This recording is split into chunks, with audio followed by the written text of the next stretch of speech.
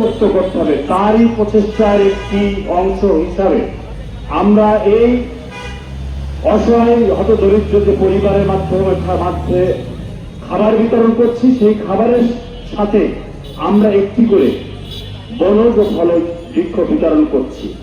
যাই হোক, আপনারা আমাদের পরিবারে বিএনপি যত অঙ্গ সংগঠনের নেতৃত্ব আছে, সকলকে যে ঈদ সামগ্রী দুস্থদের মাঝে, হতদরিদ্র দুস্থদের মাঝে বিতরণ করছি, আমি মনে করছি এটা এই যে উদ্যোগটা, এই উদ্যোগটা শাখা থানা বিএনপি যদি সকল নেতা কর্মীদের মাঝে উজ্জীবিত হয়, তারই আলোকে আমাদের এটা করা। আমি সবাইকে অনুরোধ করব, এই ধরনের হতদরিদ্র মানুষের জন্য তাদের সামর্থ্য অনুযায়ী সমাজে যারা বিত্তমান, যাদেরকে এই উপহার সামগ্রী দেওয়ার মতন ক্ষমতা আছে, আল্লাহ পাক তাদেরকে এই পথে নিয়ে আসুক, এই আশাবাদ ব্যক্ত করছি।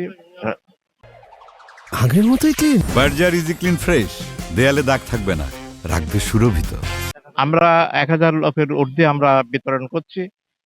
এবং আল্লাহ চাই তো, আমি মনে করি আগামীতে আমরা, আজ যেহেতু আমরা প্রথম, হয়তো কিছু ভুল ত্রুটি হতে পারে, কিন্তু আগামী দিন আমরা ভুল ত্রুটি মুক্ত ভাবে দেওয়ার প্রয়াস থাকবে।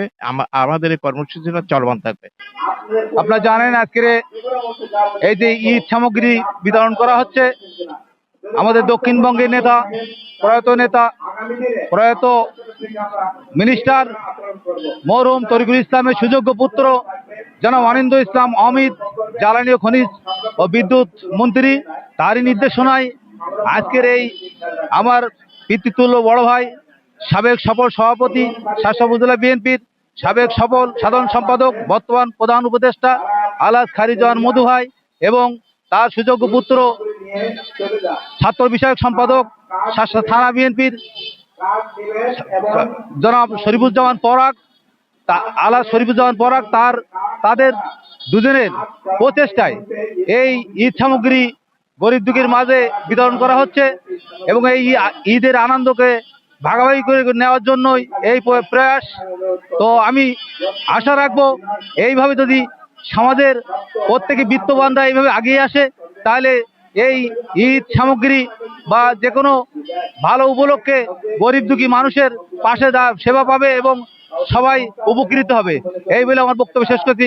শার্শা উপজেলা বিএনপির প্রধান কার্যালয়ের সামনে আলহাজ খায়রুজ্জামান মধু, যিনি শার্শা উপজেলা বিএনপির সাবেক সাধারণ সম্পাদক, সাবেক সভাপতি, বর্তমান দলের প্রধান উপদেষ্টা, তারই উদ্যোগে আমাদের পরিবারের পক্ষ থেকে, আমি তার বড় সন্তান এবং আমার পাশে আমার ছোট ভাই ডাক্তার তহিদুজ্জামান পলক, আমাদের পরিবারের উদ্যোগে শার্শা আশপাশের 7টি গ্রাম সহ বিভিন্ন অঞ্চলে প্রায় 1000 ঊর্ধ্ব পরিবারের মাঝে আমরা ঈদ উপহার সামগ্রী বিতরণ করতে যাচ্ছি। আমরা মনে করি যে এই ঈদ দীর্ঘ 1 মাস সিয়াম সাধনার পরে একটি পবিত্র ঈদ উল ফিতর আসছে, যে ঈদটি আমরা ধনী গরিব নির্বিশেষে সকলে ভাগাভাগি করে এই আনন্দটা ভাগাভাগি করতে চাই। এই ঈদের আনন্দের পাশাপাশি আমরা আমাদের দেশের প্রধানমন্ত্রী তারেক রহমান, যিনি বৃক্ষরোপণ কর্মসূচির যে ঘোষণাটি দিয়েছেন, তারই আলোকে প্রত্যেকটি পরিবারের আমরা একটি করে বনজ এবং ফলজ বৃক্ষ প্রদান করব। আশা করি যেটি আমাদের সমাজ এবং রাষ্ট্রের ভবিষ্যতে কাজে আসবে, এবং আমরা এই যে ঈদ উপহার সামগ্রী যেটি দিচ্ছি, আমরা মনে করি 1 বা 2 দিনে একটি পরিবারের যে ক্ষুধা নিবারণের প্রয়াস, সেটি তাদেরকে কাজে আসবে। আমাদের জন্য দোয়া করবেন। পাশাপাশি আমি সমাজের সকল বিত্তবান, সচ্ছল, সজ্জন ব্যক্তিদের অনুরোধ করব, আপনারাও যদি এইভাবে আমাদের অসহায় দরিদ্রদের পাশে দাঁড়ান, তাহলে আশা করি ক্ষুধামুক্ত একটি বাংলাদেশ বিনির্মাণ করতে এবং দূষণমুক্ত একটি বাংলাদেশ বিনির্মাণ করতে খুব সহজ হবে।